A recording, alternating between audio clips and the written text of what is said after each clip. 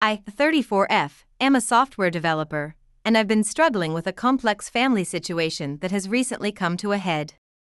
It's a long story, but I feel like I need to get this off my chest and hear some outside perspectives. To give you some background, I come from a family of 4, my parents, my younger sister, 30, and me. My mother is a retired music teacher, and my father runs a local hardware store. I haven't been in touch with my sister for the past 5 years, and my relationship with my parents has been strained at best. Growing up, I always felt like the odd one out in my family. While my parents doted on my sister, I was often left to fend for myself. Don't get me wrong, they provided for my basic needs, but emotional support was something I rarely received. My sister, on the other hand, was the golden child. She was spoiled, entitled, and could do no wrong in our parents' eyes. I remember countless instances where this favoritism was glaringly obvious. When I was 12, I won a regional science fair, but my parents couldn't attend because my sister had a dance recital on the same day. When I graduated high school with honors, my achievement was overshadowed by my sister getting her driver's license. It was always little things like that, building up over the years, creating a rift that seemed impossible to bridge.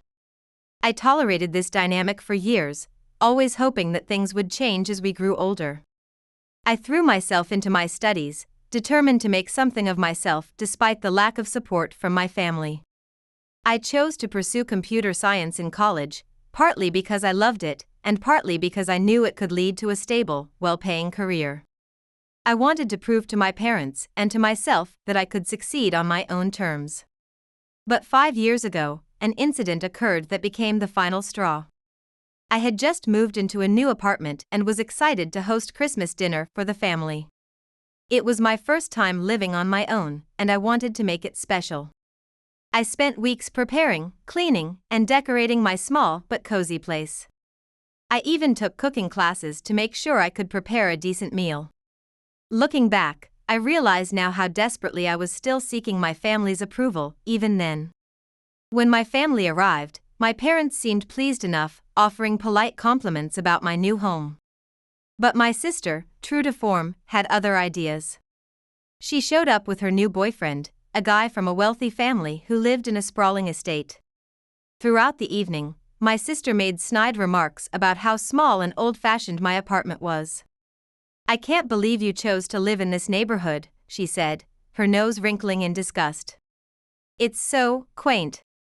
I tried to brush off her comments, focusing on serving the meal I had worked so hard to prepare. But she wouldn't let up. "You know, babe," she said to her boyfriend, loud enough for everyone to hear, "your guest house is probably bigger than this entire apartment." Her boyfriend chuckled, clearly amused. "Yeah, probably. But hey, it's cozy, right?" I felt my face burning with embarrassment and anger. I looked to my parents, hoping they would say something, anything, to defend me or at least chastise my sister for her rudeness. But they just sat there, uncomfortable smiles plastered on their faces, pretending not to have heard. That was when I snapped. The frustration and resentment I had been bottling up for years came pouring out. "At least I'm paying for this apartment with my own money," I retorted, my voice shaking with emotion. "Unlike you and your boyfriend, who still rely on mommy and daddy for everything." The room fell silent. My sister's face turned red with anger and embarrassment. "How dare you," she shrieked. "You're just jealous because you'll never have what we have." I took a deep breath, trying to calm myself. But years of pent-up anger and hurt were finally finding their outlet. "What you have?" I repeated incredulously. "You mean a complete lack of independence? A sense of entitlement that's going to come crashing down on you one day?" "Yeah, you're right. I'll never have that." My sister stood up abruptly, knocking over her wine glass in the process. Red wine spilled across the tablecloth I had so carefully chosen. "You've always been like this," she spat. "Always thinking you're better than everyone else just because you got good grades and a fancy job. Well, guess what? Nobody cares. If you have such high standards," I said, my voice low and trembling, "then maybe you should escort yourself out of my house and never come back." My sister grabbed her boyfriend's arm. "Come on, let's get out of this dump," she said, loud enough to make sure I heard. They stormed out, slamming the door behind them. My parents, looking shocked and uncomfortable, made their excuses and left shortly after. As the door closed behind them, I sank to the floor, surrounded by the remnants of the dinner I had so painstakingly prepared. Tears of frustration and hurt rolled down my cheeks as I realized that this was probably the end of any meaningful relationship with my family. That was the last time I saw or spoke to my sister. My parents tried half-heartedly to mend the rift between us, but I was done. I had spent my entire life trying to please them, to earn their approval, and I was exhausted. From that day on, I focused on building my own life, away from the toxicity of my family dynamics. The next few years were challenging but liberating. I threw myself into my work, climbing the corporate ladder at my tech company. I made new friends, joined local clubs, and even started volunteering at a coding boot camp for underprivileged kids. Slowly but surely, I was building a life that felt authentic and fulfilling. There were moments of loneliness, of course. Holidays were particularly hard. I'd see social media posts of happy families gathered around dinner tables and feel a pang of regret. But then I'd remind myself of the stress and anxiety that always accompanied family gatherings in the past, and I'd feel grateful for my peace of mind. Fast forward to the present day. I've been doing well in my career, earning a comfortable living as a software developer. I've built a life for myself that I'm proud of, surrounded by friends who appreciate me for who I am. I've even started dating someone, a coworker, who's become a close friend and confidant. A few days ago, I received an unexpected call from my mother. I was in the middle of debugging a particularly tricky piece of code when my phone buzzed. Seeing my mother's name on the caller ID sent a jolt of anxiety through me. We hadn't spoken in months, and our last conversation had been tense and awkward. I hesitated for a moment before answering. "Hello?" "Hello, dear," she said, her voice unnaturally cheerful. "How have you been?" "I'm fine," I replied cautiously, leaning back in my office chair. "Is everything okay?" There was a pause, and I could almost hear her gathering her courage. "Well, actually, we need to talk about something important. Your sister is getting married." I felt a knot form in my stomach. Of course, it was about my sister. It was always about her. I pinched the bridge of my nose, trying to ward off the headache I could feel coming on. "Okay," I said, trying to keep my voice neutral. "And?" "Well, you see," my mother continued, her voice taking on a wheedling tone, "we promised to cover the cost of the wedding venue and decorations. We didn't want to be outdone by the groom's parents, you understand." I closed my eyes, already seeing where this was going. The familiar feeling of being taken for granted washed over me. "Let me guess, you can't afford it?" "It's just that your sister has expensive tastes," my mother said, as if that explained everything. "And we thought, since you're doing so well in your career." I cut her off. "You want me to pay for it?" "Not pay for it exactly," she backpedaled. "Just help out a bit. Maybe a loan?" I felt a surge of anger and disbelief. After years of favoring my sister, after the disaster of that Christmas dinner, they had the audacity to ask me for money? I took a deep breath, trying to keep my composure. "I'm sorry," I said, my voice cold, "but I can't help you." "But she's your sister," my mother protested. "Family helps family." That's when I lost it. "Family?" I repeated incredulously. Where was this family helps family mentality when I needed help with my college tuition? There was a sharp intake of breath on the other end of the line. I knew I had hit a nerve. You see, when I was about to graduate high school and start college, my parents sat me down for a serious talk. They told me that now that I was turning 18, I was on my own. They wouldn't be covering my college tuition or any other expenses. I was shocked. We weren't rich, but we weren't poor either. I had always assumed they had been saving for our education. The memory of that conversation was still vivid in my mind. Back in our day, my father had said, his voice gruff, we had to look out for ourselves after we turned 18. It made us resilient and independent. We want the same for you. I tried to argue, to explain how different things were now, how expensive college had become. I even suggested taking out a student loan, but they shut that down immediately. Borrowing money is pathetic, my father had declared, pounding his fist on the table. It goes against our principles. You'll find a way, just like we did. I remember feeling a mix of panic and determination. I had worked hard throughout high school, maintaining a high GPA and participating in extracurricular activities, all with the goal of getting into a good college. Now, it seemed like all of that might have been for nothing. But I refused to give up. I spent countless nights researching scholarships, filling out applications, and writing essays. I worked multiple part-time jobs, often sacrificing sleep and social life to make ends meet. There were times when I was so exhausted I could barely focus in class, times when I had to choose between buying textbooks or groceries. Through sheer determination and a bit of luck, I managed to piece together enough scholarships and part-time work to cover most of my expenses. But it wasn't enough.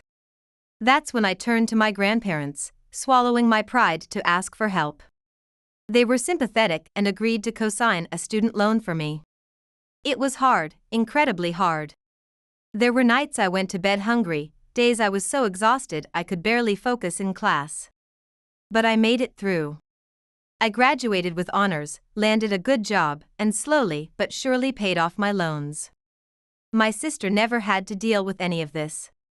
She didn't even go to college, always saying she'd just take over Dad's business or get married.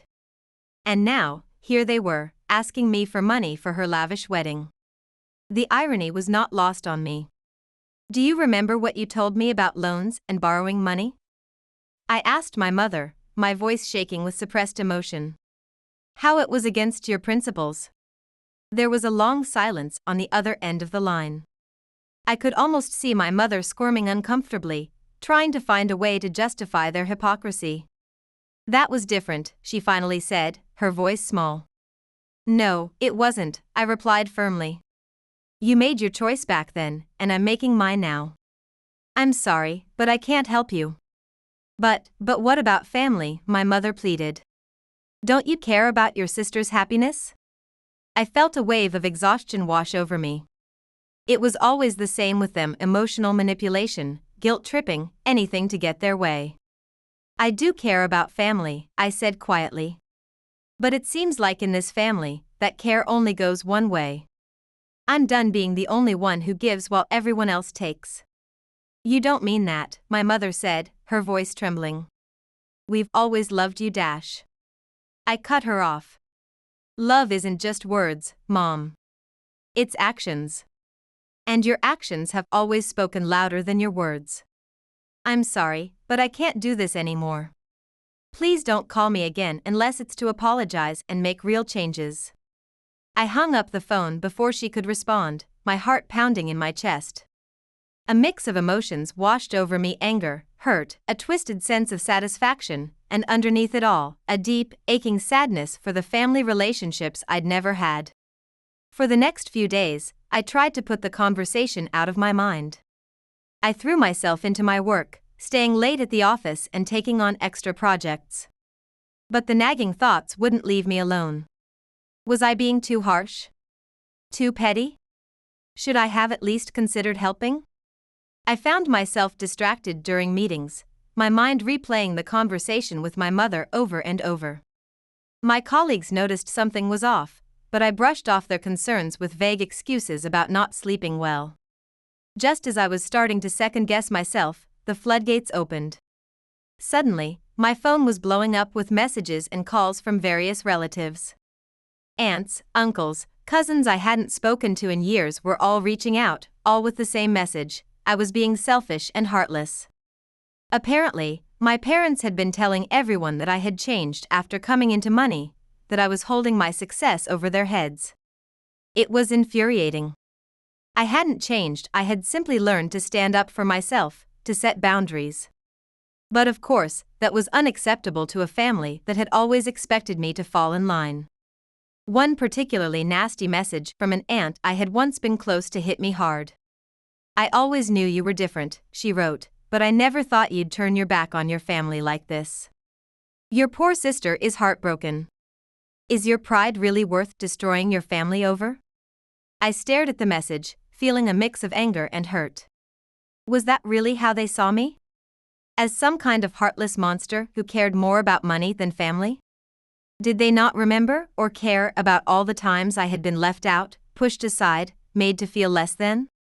The constant barrage of messages and calls was taking a toll on me. I found myself snapping at coworkers, making careless mistakes in my code, losing sleep as I tossed and turned, replaying conversations in my head. One evening, as I was leaving work, I ran into my coworker, the woman I've been dating. She must have noticed something was off because she asked if I was okay. "Family drama," I said with a sigh, running a hand through my hair. "Nothing new." She gave me a sympathetic look. "Want to grab a coffee and talk about it? Sometimes an outside perspective can help." I hesitated for a moment, then nodded.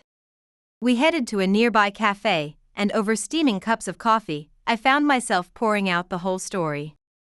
She listened attentively, her brow furrowing as I recounted the years of unequal treatment, the disastrous Christmas dinner, and the recent phone call. When I finished, she was quiet for a moment, stirring her coffee thoughtfully. "That's a really tough situation," she finally said. "But can I ask you something?" I nodded, bracing myself. "Are you happy?" she asked simply. The question caught me off guard. "Happy?" I repeated. "Yeah," she said, leaning forward slightly. "I mean, you've built this life for yourself, you're successful in your career. But are you happy?" I opened my mouth to say yes automatically, but then I stopped. Was I happy? I had a good job, a nice apartment, financial stability. But there was an emptiness too, a lingering sense of something missing. I don't know, I admitted, the realization hitting me hard. She nodded as if she had expected this answer. "Look," she said gently, reaching out to touch my hand. "I'm not saying you should give in to your family's demands. But maybe this situation is an opportunity to reassess what you want from your relationships with them. Do you want to cut them off completely? Or is there a middle ground where you can maintain some connection without sacrificing your own well-being?" Her words stayed with me long after we parted ways. That night, as I lay in bed staring at the ceiling, I found myself thinking about my childhood, about the good moments interspersed among the bad. I thought about my sister, wondering if she had really changed, if she even cared that I wouldn't be at her wedding. I thought about the kind of person I wanted to be. Did I want to be someone who held on to grudges, who let past hurts dictate my future? Or did I want to be someone who could rise above, who could find a way to forgive without allowing myself to be taken advantage of? The next morning, I woke up to a text from an unknown number. My heart skipped a beat when I read the message. It was from my sister. "Hey," the message read.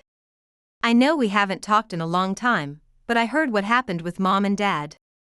Can we meet? I think we need to talk." I stared at the message for a long time, my thumb hovering over the reply button.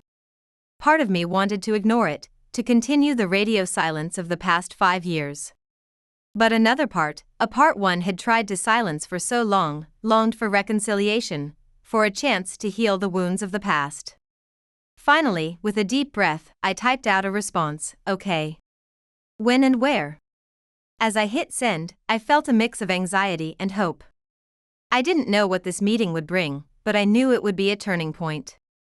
Whether it led to healing or further estrangement, things were about to change. We agreed to meet at a neutral location, a small coffee shop downtown that neither of us had been to before. As I walked there, my mind raced with all the possible scenarios. Would she yell at me? Try to guilt me into paying for the wedding?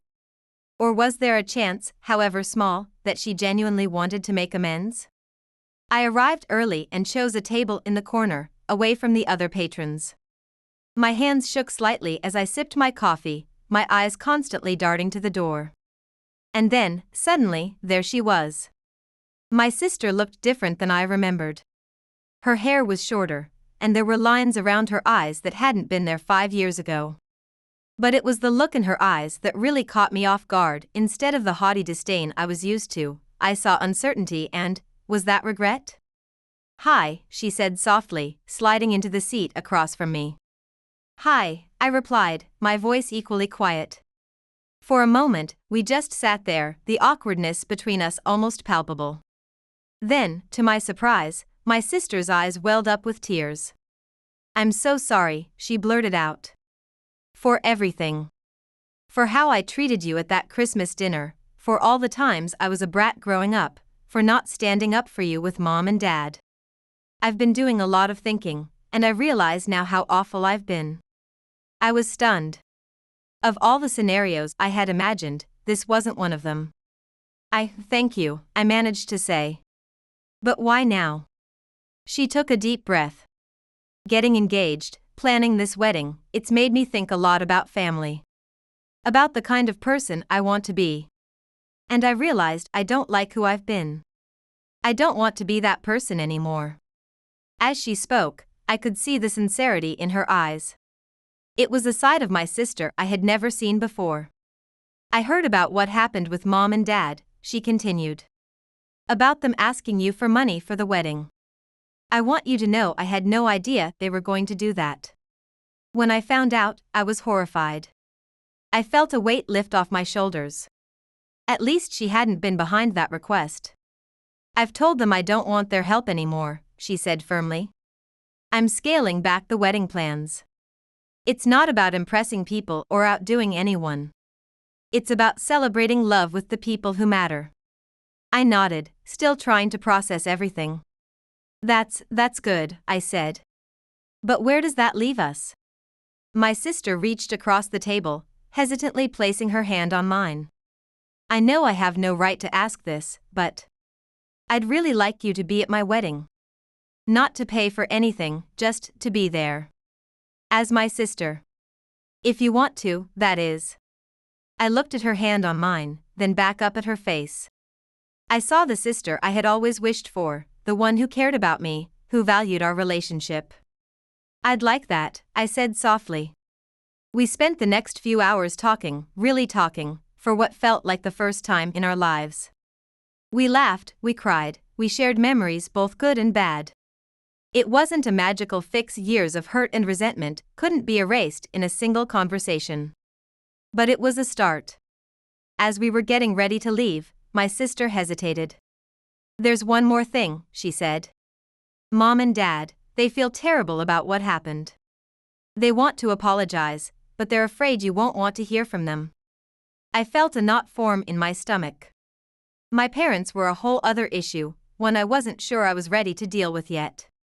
"I'm not asking you to forgive them right away," my sister said quickly, seeing my expression. "Just, maybe consider hearing them out? When you're ready, of course." I nodded slowly. "I'll think about it," I promised. As I walked home that evening, I felt lighter than I had in years. The future was still uncertain, and there was a lot of work to be done in repairing my family relationships. But for the first time in a long time, I felt hope.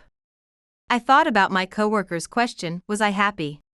Looking at the setting sun, feeling the warmth of reconciliation in my heart, I realized that maybe, just maybe, I was on the path to finding that happiness. The road ahead wouldn't be easy. There would be more difficult conversations, more emotions to navigate. But as I unlocked the door to my apartment, I felt ready to face whatever came next. Because now, I wasn't facing it alone. Update 1. It's been 2 weeks since my unexpected reconciliation with my sister at the cafe. I have to admit, I'm still processing everything that happened. The past fortnight has been a whirlwind of emotions, tentative messages, and cautious phone calls. It's strange how quickly things can change, yet how slowly trust rebuilds. My sister and I have been talking more frequently now. It's not always easy, there are still moments of tension, old habits that die hard. But there's also laughter, shared memories, and a genuine effort on both our parts to understand each other better. It's a delicate dance, but one I'm cautiously optimistic about. The biggest surprise, however, came 3 days ago when I received a call from my parents. I was in the middle of a work project when my phone buzzed with my father's number. My heart rate spiked, and for a moment, I considered not answering. But my friend's words about finding middle ground echoed in my mind, and I took a deep breath before picking up. "Hello?" I said, trying to keep my voice neutral. "Sweetheart," my father's gruff voice came through, sounding uncharacteristically hesitant. "Your mother and we'd like to talk. Face to face. Can we meet?" I felt a knot form in my stomach. Part of me wanted to refuse, to protect myself from potential disappointment or manipulation. But another part, a part one thought I had buried long ago, yearned for reconciliation. "Okay," I found myself saying. "This weekend. The park near my place." We agreed on a time, and as I hung up, I felt a mix of anxiety and hope. I spent the next couple of days oscillating between rehearsing what I wanted to say and trying not to think about the impending meeting at all. When Saturday arrived, I walked to the park with a sense of trepidation. I spotted my parents sitting on a bench, looking older and more vulnerable than I remembered. As I approached, my mother's eyes lit up, but my father's face remained impassive. "Hi," I said, sitting down across from them. "Thank you for coming," my mother said, her voice trembling slightly. We owe you an apology." I raised an eyebrow, waiting. My father cleared his throat. "Sweetheart, we've made mistakes. A lot of them. The way we treated you growing up, the college situation, asking you for money for your sister's wedding, we were wrong." I felt a lump form in my throat.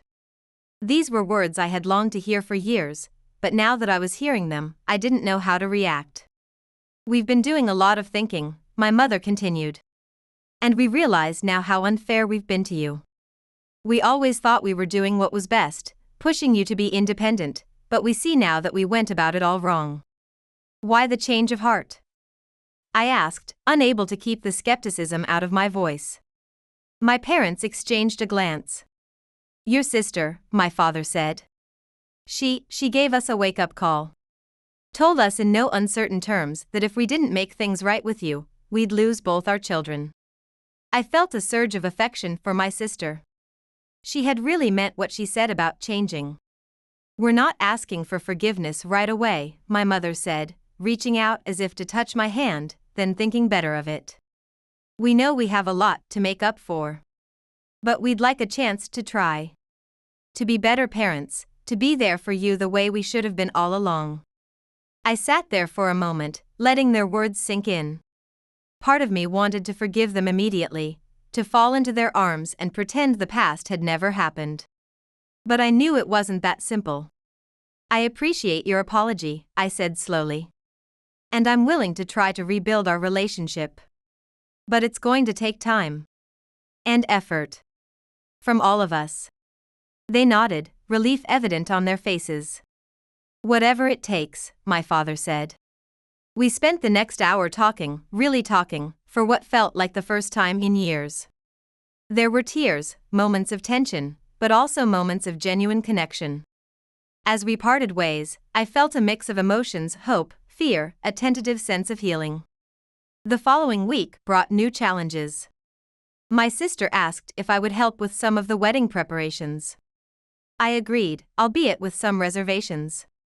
It was strange, being involved in something I had been so adamantly against just a few weeks ago. As we pored over seating charts and debated flower arrangements, I found myself enjoying my sister's company. But there were moments of discomfort too, reminders of our past conflicts. One evening, as we were wrapping up a planning session, my sister hesitated. "There's something I need to tell you," she said, her voice serious. "What is it?" I asked, a sense of unease creeping over me. She took a deep breath. "It's about Mom and Dad. And why they treated us so differently growing up." I felt my body tense. "What do you mean?" "I overheard them talking the other night," she said, her voice low. "Apparently, when Mom was pregnant with you, they were going through a really rough patch. They almost got divorced." I felt like I had been punched in the gut. What? My sister nodded, her eyes sad. From what I gathered, Dad he thought you might not be his. The room seemed to spin. I gripped the edge of the table, trying to steady myself. Are you saying? No, my sister said quickly. You are Dad's child. They did a paternity test when you were born. But I think that doubt, that period of uncertainty, it affected how they saw you. How they treated you. I felt a maelstrom of emotions: anger, hurt, confusion. Suddenly, so many things about my childhood made a twisted kind of sense. The emotional distance, the constant pushing for independence, the favoritism towards my sister. Why are you telling me this? I asked, my voice hoarse. My sister reached out, taking my hand. Because I think you deserve to know the truth. And because I think it's time we all stopped keeping secrets in this family.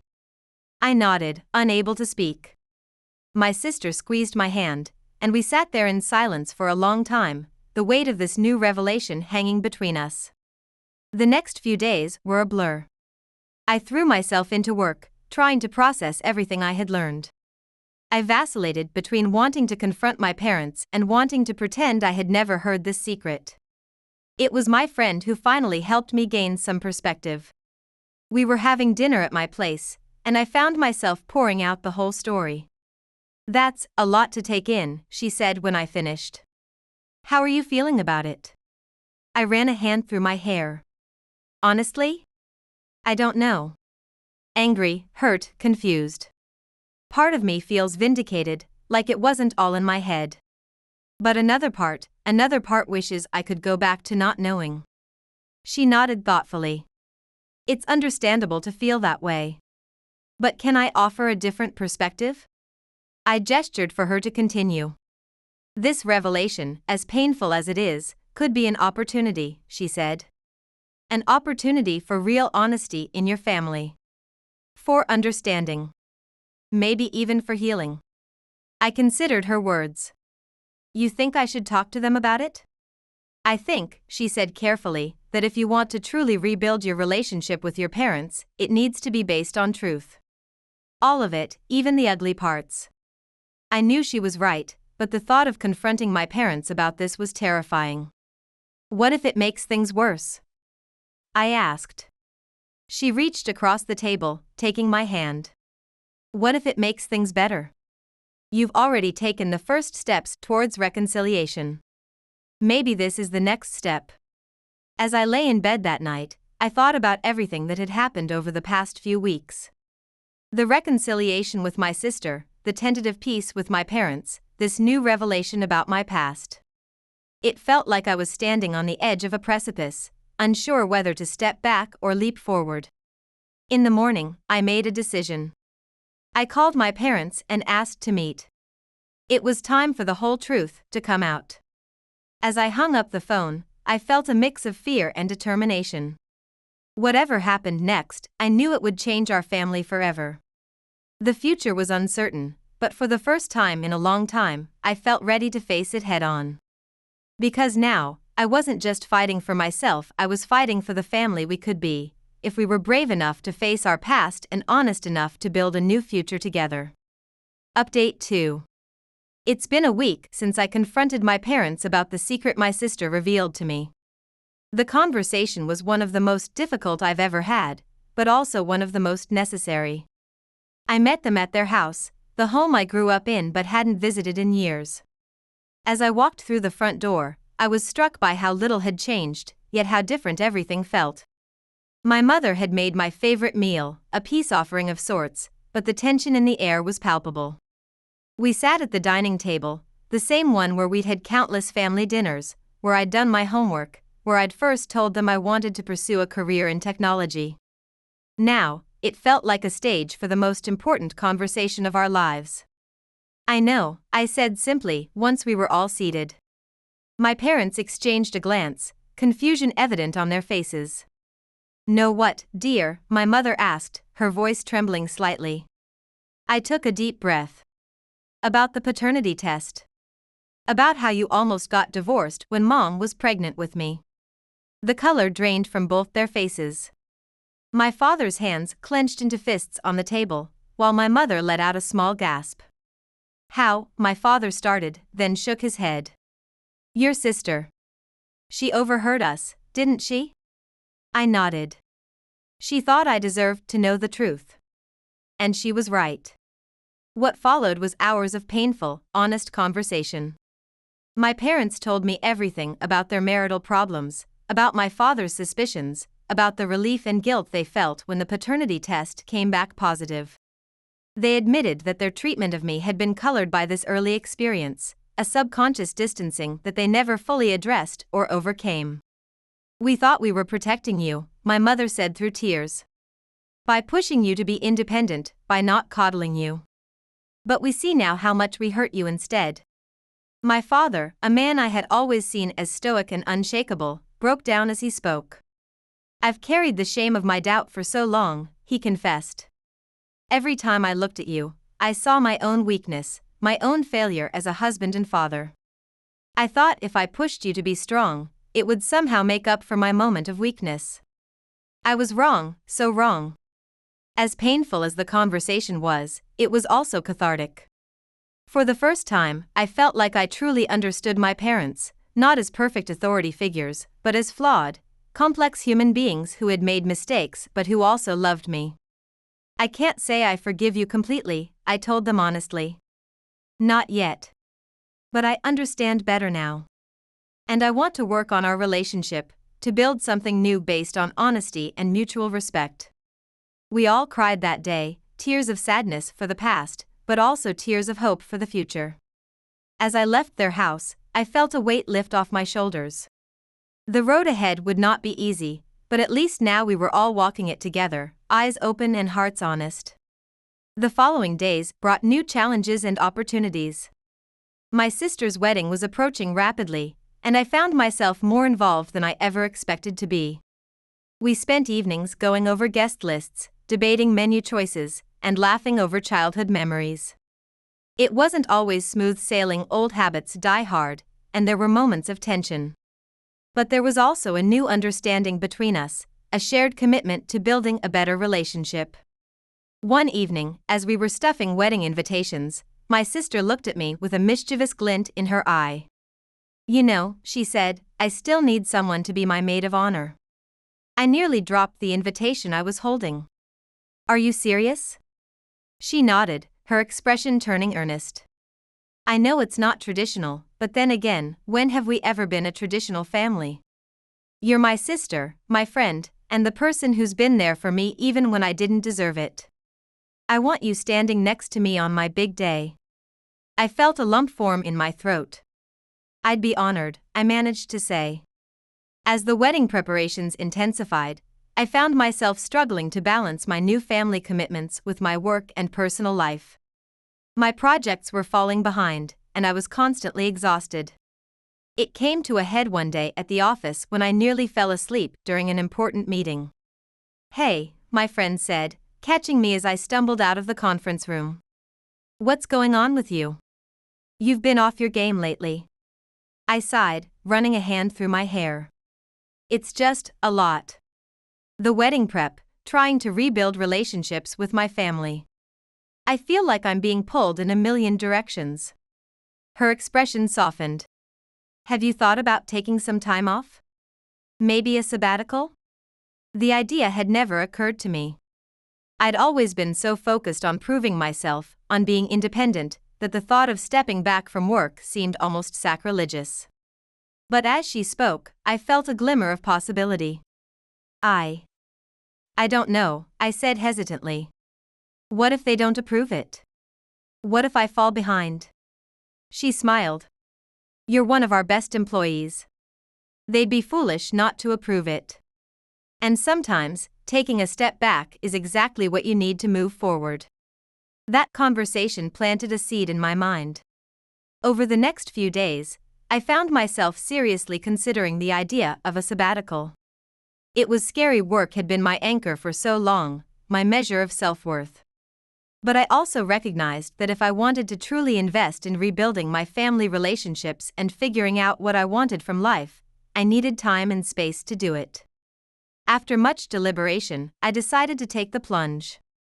I scheduled a meeting with my supervisor, prepared a detailed plan for how my projects would be handled in my absence, and took a deep breath. To my surprise, my supervisor was incredibly understanding. "We've all noticed you've been stretched thin lately," they said. "Take the time you need. Your job will be here when you get back." As I left their office, I felt a mix of relief and trepidation. This sabbatical represented a new chapter in my life, one filled with unknowns but also possibilities. That evening, I shared the news with my family over dinner. Their reactions were a mix of surprise and support. "I'm proud of you," my father said, his voice gruff with emotion. "Taking time for yourself, for family, that takes courage." My mother reached across the table, squeezing my hand. "We'll be here for you, every step of the way." As I looked around the table at my family, my parents, my sister, even my friend who had become such an important part of my life, I felt a sense of peace wash over me. For the first time in years, perhaps for the first time ever, I felt like I was exactly where I needed to be. The road ahead was still uncertain. There were still hurts to heal, trust to rebuild, and a lifetime of habits to unlearn. But as I sat there, surrounded by the people I loved, I knew that whatever challenges lay ahead, we would face them together. My sabbatical would start after my sister's wedding. As I thought about the coming months, the wedding, the time off, the chance to really work on myself and my relationships, I felt a sense of excitement I hadn't experienced in years. It was time to stop running from my past and start embracing my future. Update 3.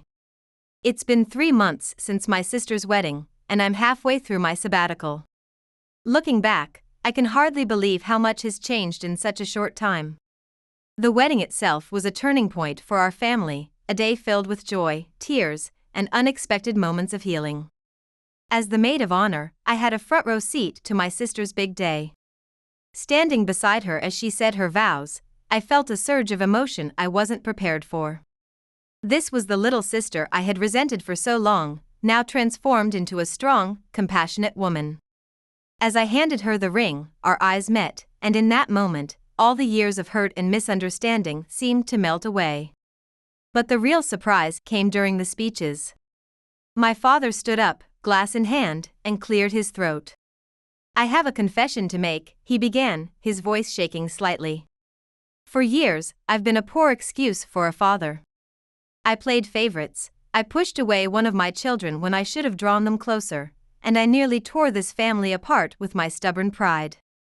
The room fell silent. I felt my heart racing, unsure of where this was going. "But today," my father continued, "I stand here a changed man. Changed by the courage of my daughters, who taught me the true meaning of forgiveness. Changed by the resilience of my eldest, who never gave up on us even when we gave her every reason to." He turned to face me directly, tears in his eyes. "I am more proud of you than I can ever express. Your strength, your integrity, your capacity for love despite everything we put you through, you are the best of us. And I promise, from this day forward, to strive to be the father you always deserved." I don't remember much of what happened after that.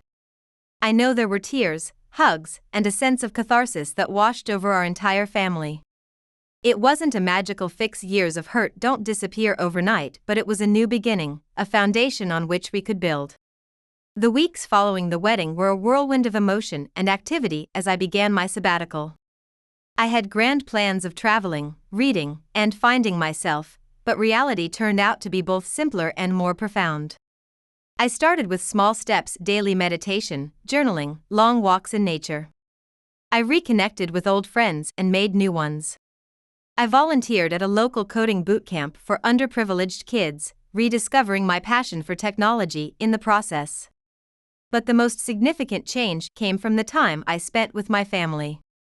Weekly dinners became a tradition, filled with laughter, honest conversations, and the occasional heated debate. We were learning to be a family again, with all the messiness and joy that entails. One evening, as we were clearing the dishes, my mother pulled me aside. "I've been meaning to give you something," she said, disappearing into the other room. She returned with a small, worn leather journal. "This was my diary from the year you were born, she explained, her eyes misty. I want you to read it. To understand. That night, I pored over the pages, my heart aching as I read about my mother's fears, her doubts, her overwhelming love for the baby she was carrying. It was a window into a part of my parents' lives I had never seen before, and it helped me understand them in a way I never had. As the weeks turned into months, I found myself at a crossroads. My sabbatical was nearing its end, and I needed to decide what came next. The thought of returning to my old job no longer excited me. The work I had been doing with the coding bootcamp had ignited a new passion, one for teaching and mentoring. I spent days agonizing over the decision, making pros and cons lists, and seeking advice from friends and family. In the end, it was a conversation with my close friend that helped me find clarity. What makes you happiest? She asked simply. Helping others, I replied without hesitation. Seeing the light in someone's eyes when they finally grasp a difficult concept. Making a difference. She smiled. I think you have your answer. And so, with a mix of excitement and trepidation, I made my decision. I would not be returning to my old job. Instead, I would be starting a new chapter, launching a non-profit organization focused on bringing tech education to underserved communities. When I shared my decision with my family, their support was overwhelming. My sister immediately offered to help with the legal aspects, while my father promised to reach out to his business contacts for potential funding. I'm so proud of you, my mother said, pulling me into a hug. You've always had a big heart. It's about time the world benefited from it. As I stand here now, on the cusp of this new adventure, I can't help but marvel at how far we've come. A year ago, I was estranged from my family, buried in work, and deeply unhappy. Today, I'm surrounded by love, embarking on a new career path that fills me with purpose, and finally at peace with my past. The road ahead won't be easy. Starting a nonprofit comes with its own set of challenges, and our family is still navigating the delicate balance of our new relationships. There are moments of doubt, of old hurts resurfacing, of uncertainty about the future. But for the first time in my life, I feel equipped to handle whatever comes my way. I have the support of my family, the love of friends who believe in me, and a newfound confidence in myself and my abilities. As I close this chapter of my life and open a new one, I'm filled with gratitude for the struggles that shaped me, for the family that found its way back to each other, and for the unexpected journey that led me here. The future is uncertain, but it's bright with possibility. And whatever comes next, I know I won't be facing it alone.